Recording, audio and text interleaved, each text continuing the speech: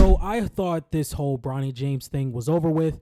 I know it was something that could have been talked about within the summer league right before the season started, maybe for the first couple of weeks of the NBA season. But now that we're about 40 to 42 games into the season, it surprises me that this is still a discussion.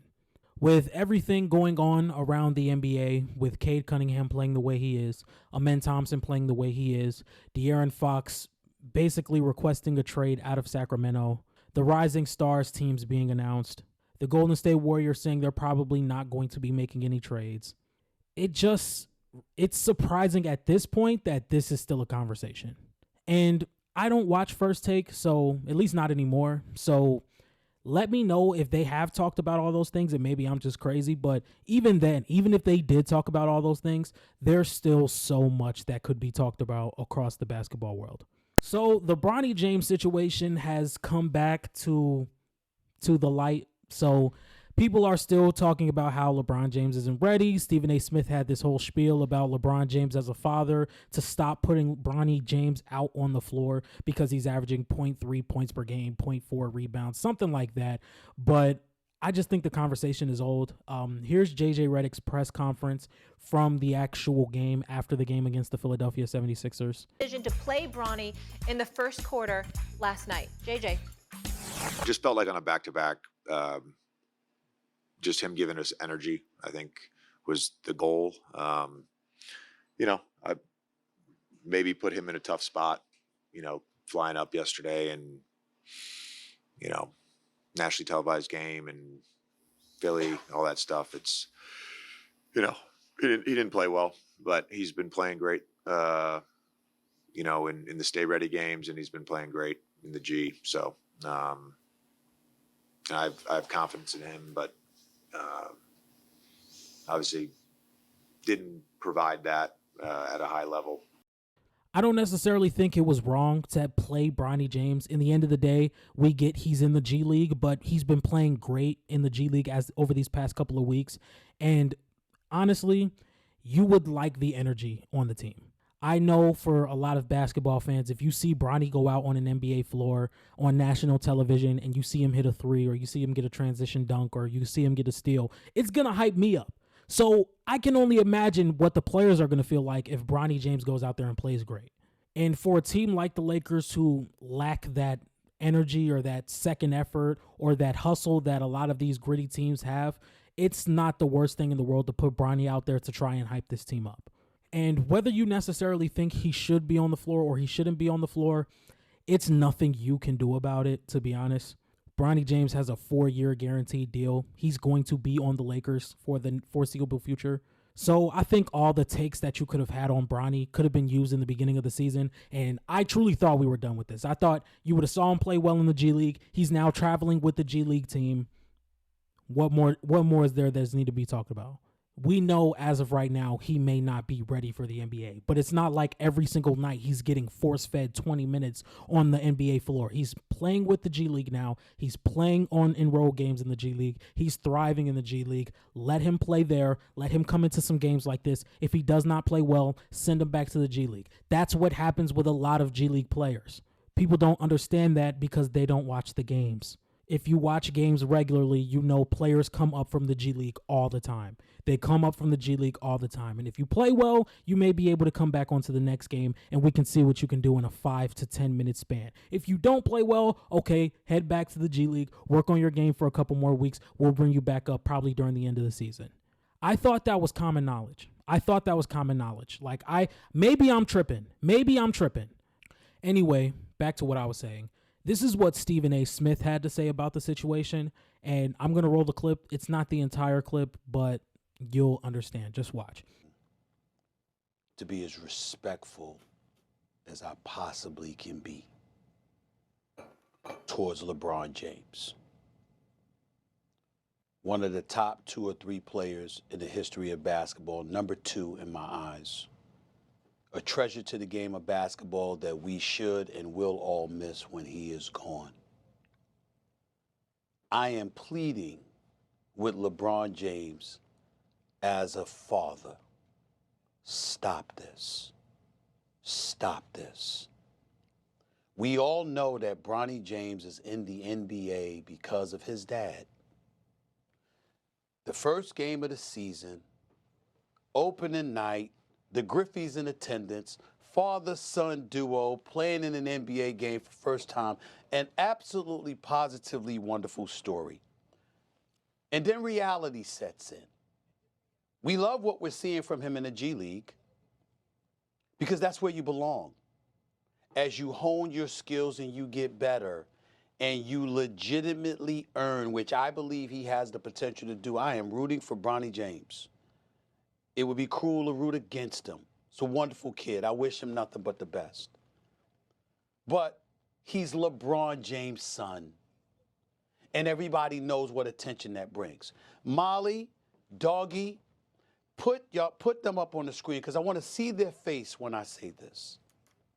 Right now, Bronny James is averaging 0.3 points, 0.3 assists, and 0.4 rebounds.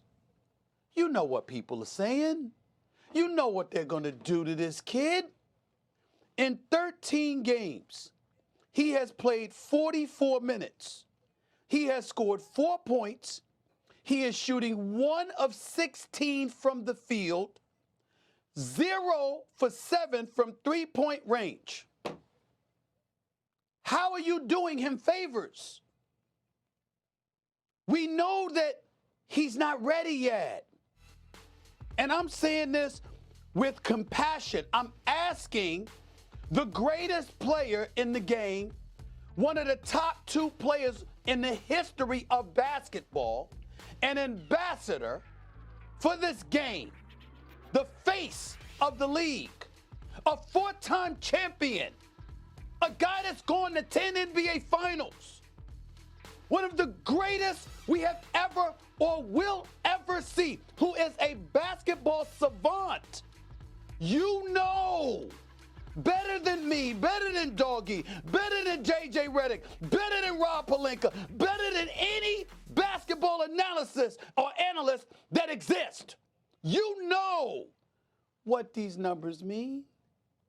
So once again, after watching that, I definitely think there could be a lot more things we could be talking about than Bronny James. Like, there are a lot more G League players in the G League that went higher in the draft. Reed Shepherd, at the 3rd pick in the draft, is in the G League right now. He has struggled in the NBA, and it doesn't make it better that he is on an extremely deep roster of a lot of young players who are at the 2nd seed of the Western Conference. He's going to get sent to the G League. No problem.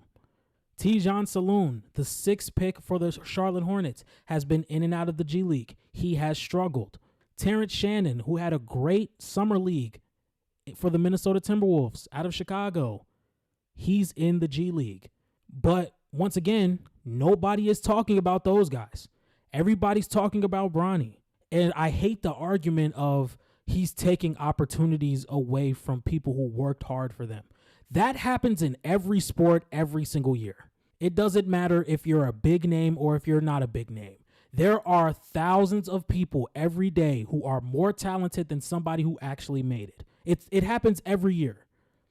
There may be an NBA player right now or an NBA player in the G League who is not as talented as somebody who didn't get drafted and didn't get the recognition. Let's play a hypothetical. Let's say one player gets drafted with the 57th pick or the 51st pick in the NBA draft, and another guy goes undrafted. Maybe the undrafted guy is more talented, but maybe the undrafted guy got hurt his senior year and he was already on the edge of a 2nd-round pick. If he gets hurt, teams lose interest. The other guy, who may not be as talented but has been healthy throughout his entire collegiate run, got the pick. Who do you think was more deserving? Maybe the player with more talent who worked harder, but he just got injured. Things like this happen every single season. So I'm not the biggest one of saying, oh, he's taking somebody's opportunity, whether it's overseas, whether it's in college ball, whether it's guys in the G League trying to get to the NBA. I'm not the biggest fan of that argument. And again, I didn't necessarily like the it's a basketball or as a father comment. This is a basketball show. You do not need to give LeBron father advice. especially on camera in front of millions of people. Like saying as a father, like, no, not as a father. Just say you don't think Bronny is ready. Because that's another thing I'm tired of. People are acting like if they could not get there, or if they had the opportunity to get their kids an a head start in anything, they wouldn't. I don't like that. If you had the pull to get your son into the NBA, you're telling me no, because I don't think my son is ready. He should stay in school. If you had the opportunity to play in front of the biggest market in basketball, or the best organization in basketball, arguably, with your son, and give him a 4-year guaranteed deal, you're telling me, no, I'm not going to do it. I'm not going to do it. So that's where I feel like these arguments against Bronny are kind of faulty. Like, I truly don't understand it. Like, I don't. You know your son's dream is to play in the NBA. He had a heart issue. Okay? He had a heart issue. Before that, he was a top 20 projected pick. So it's not like he just can't play. It's not like he just can't play. And it's not like he's just playing like shit in the G League. He's playing really well in the G League. So this is probably going to happen for the next few years. He's going to get called up. He's going to get called down. He's going to get called up. He's going to get called down. It may happen for another season, maybe 2 more. And then he's going to find his way onto a roster, whether it's the Lakers or not, and he's going to be productive, hopefully. But it's February, damn near. It's February, and we're still talking about Bronny. Like, why? Anyway, ladies and gentlemen, I found this clip pretty interesting.